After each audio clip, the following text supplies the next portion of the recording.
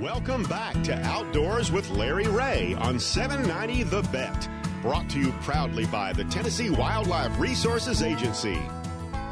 Hey, good Saturday morning. Welcome back to Outdoors with Larry Ray on AM 790. Again, on this January the 15th, Frank Barton in the studio, as he is on the third Saturday of each month. My Marion retired businessman, so to speak. You can still go by the Kubota tractor, Barton Ag Kubota tractors on the what's that road of the Interstate 55, north of Marion. North of Marion, and you probably won't find Frank there, but you'll find Franklin there, and he'll stay real close by. But good to have Frank in with us this morning. Special guest in the studio, all the way from Mount Juliet, Tennessee. So y'all act real good today out there, listeners. Be up and sharp. We got Tony Dolly, Executive Director of the Tennessee Outdoor Writers Association.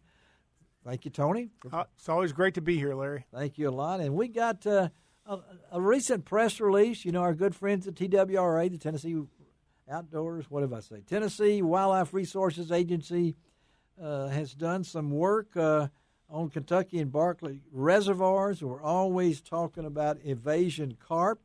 And they have we've been invaded in that area up there in significant numbers since 2015. But there was some positivity in this press release about this, and so we needed to talk about this on Outdoors with Larry Ray. So we're glad to have Michael Clark. He is a TWRA reservoir fisheries biologist out of our Region 1 office here to kind of give us an update. Good morning, Michael. Good morning. Thank you for being with us, and let's talk about this press release, Michael, because I know our good buddy Tim Broadbent, the fisheries manager, was quoted in this thing about some of the data. So kind of tell us what's been going on.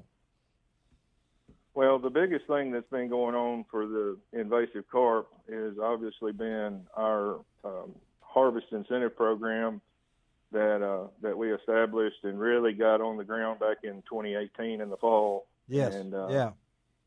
It's basically incentivized the commercial fishermen and a few of the markets in West Tennessee to put extra effort and focus on catching these fish and trying to get their numbers down. And to date, we have paid for over 13 million pounds to be removed from Kentucky and Barclay reservoirs. 13 million pounds. Does that kind of roll off your sir. tongue, Tony? Did you hear that? 13 million pounds. I was thinking he was going to say, like a 2 million pounds, but 13, that's just amazing. And that just tells you how many's in there, right, Michael? I mean, if you can get... Unfortunately, yes. It is an indication of a pretty established population, but,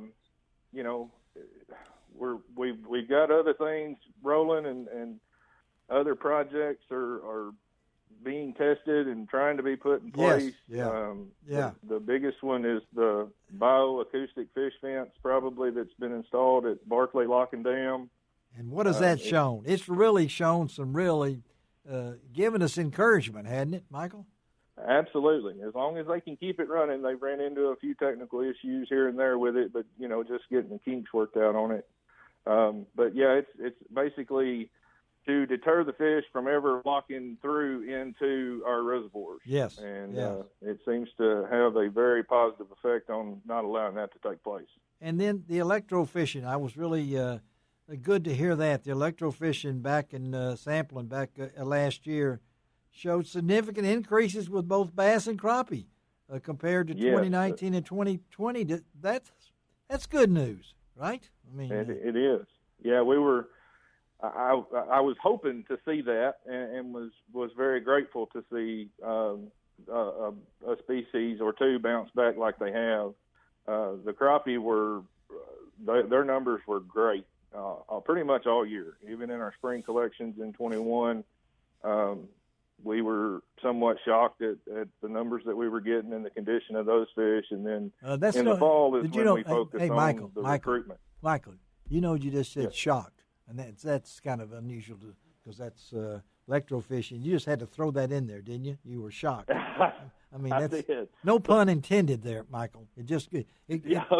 It reached out to me because you guys have found this to be the positive thing. A lot of people say, well, it's, what's going on with this kind of thing, but we do have, as Tim mentioned in the press release, there are variables every year, right? I mean, absolutely. And that's hard to get across to the public sometimes.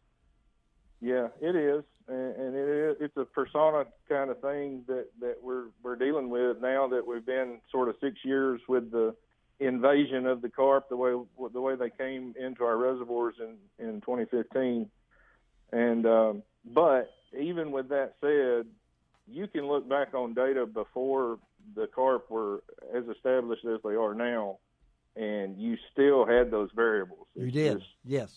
Yeah. Seems like the carp are easier to get pinned on it these days, but it's not really. I mean, that's not the major culprit of any kind of downturn that we've seen on our sport fish. And if you've been in a lockbox and don't know what we're talking about here, tell our listeners out there that maybe don't know what's it about with these invasive carp. What makes them the bad guys here?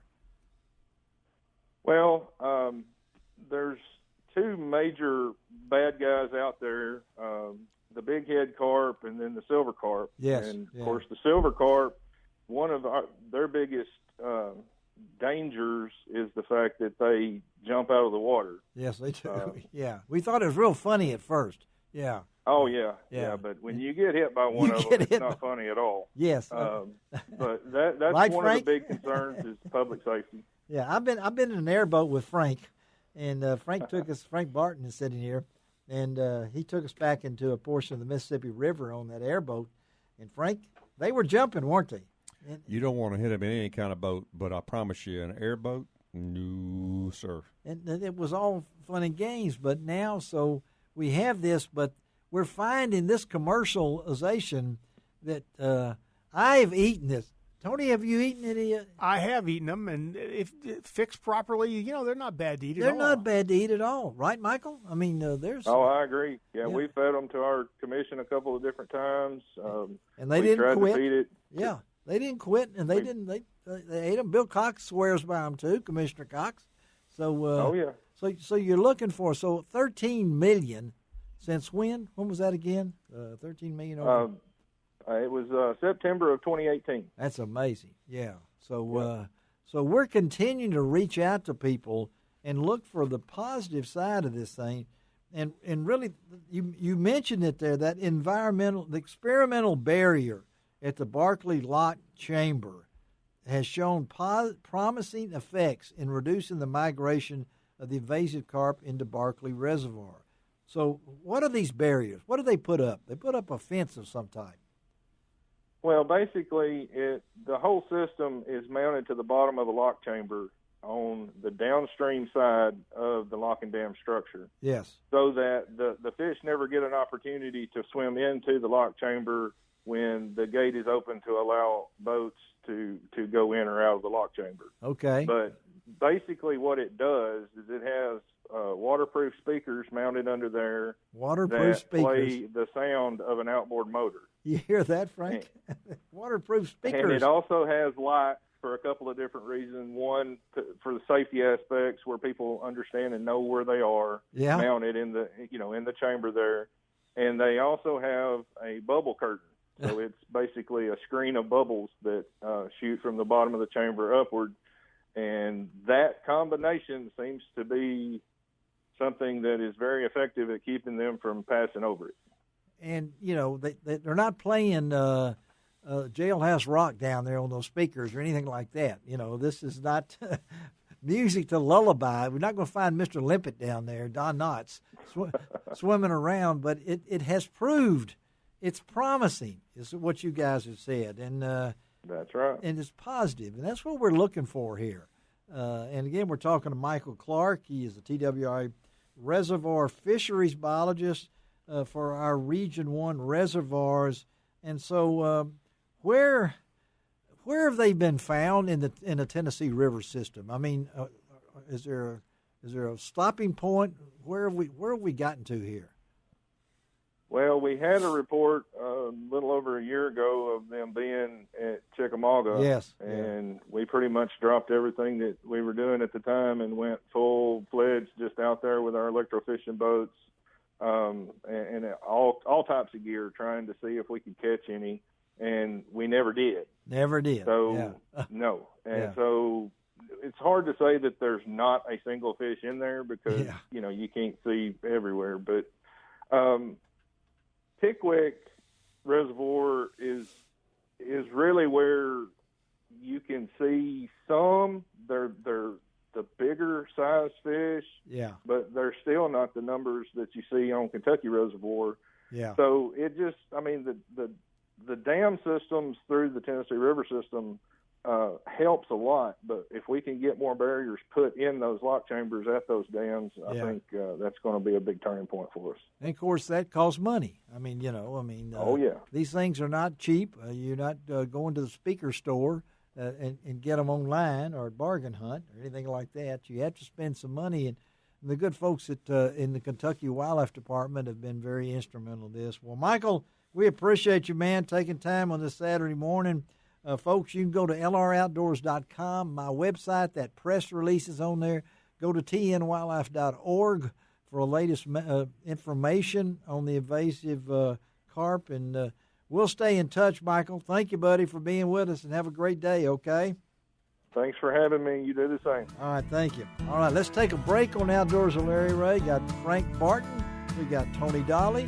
We got Shelby McCall. And, I'm here today, too. We'll be right back.